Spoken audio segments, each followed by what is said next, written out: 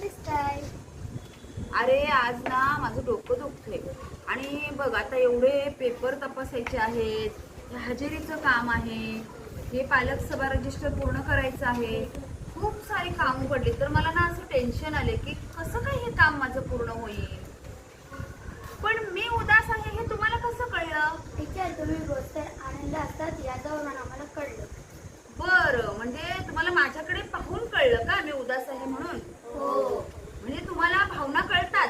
हो हो. अरे वा, हे तर फारच छान आहे.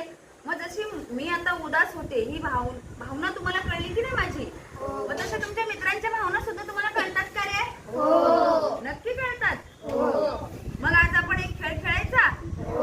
हा, एक आपण नाटिकासारखं करूया. तुमचे मित्र काहीतरी तुम्हाला करून दाखवतील, ते बोलणार नाहीत.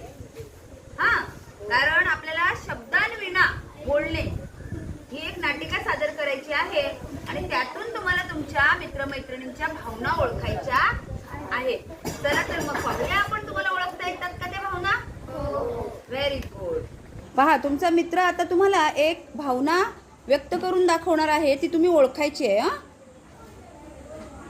उदास. काय आहे बरं? शिवम उदास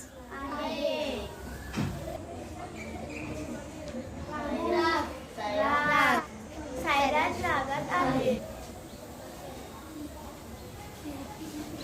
हरिओम दुःखी आहे. सोहम दादाला भीती वाटत आहे.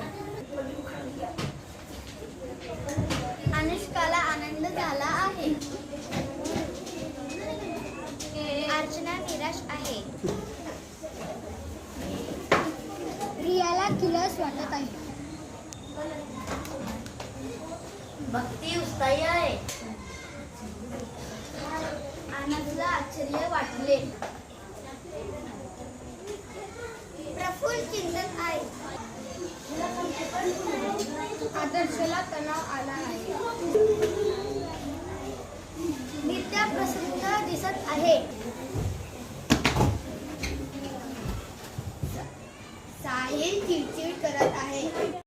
तर पहा विद्यार्थी मित्रांनो, आज आपण शब्दाविना बोलणे ही मूल्यवर्धन या विषयाची एक तासिका घेतलेली आहे आणि त्यामध्ये तुमच्याच मित्रमैत्रिणींनी भूमिका केली आहे. बरोबर आहे? त्यांनी विविध भावना तुम्हाला करून दाखवल्या आहेत शब्दांनी न बोलता आणि त्या भावना तुम्हीच ओळखलेल्या आहेत. तर तुम्हाला काय करायचं आहे, यातून तात्पर्य काय घ्यायचं आहे की आयुष्यामध्ये सुद्धा, जीवनामध्ये पुढे जाताना तुमचे काही मित्रमैत्रिणी असतील किंवा घरात सुद्धा आपल्या अशा भावना आपल्याला दिसून येत असतात. तर त्या भावना ओळखायच्या, समजून घ्यायच्या आणि त्या पद्धतीने आपण प्रतिक्रिया दिल्या पाहिजेत. त्या लोकांसोबत तसं आपलं वागणं असलं पाहिजे. तर कळलं तुम्हाला? एखादा माणूस चिंतेमध्ये असेल तर तुम्ही काय करणार सांगा बरं? त्याच्यासोबत प्रेमाने बोलून त्याची चिंता काय आहे विचारून त्याच्याकडून काढून चिंता दे आणि त्याला समजावे. बघा, तुमचा एखादा मित्र चित्रकला स्पर्धेमध्ये विजयी होऊन आलेला आहे, तर तो कसा दिसेल? मग आनंदी दिसेल. मग तो आनंदात आहे तर तुम्ही काय करा? त्याचे अभिनंदन करून त्याच्या आनंदात सहभागी होऊ. Very good.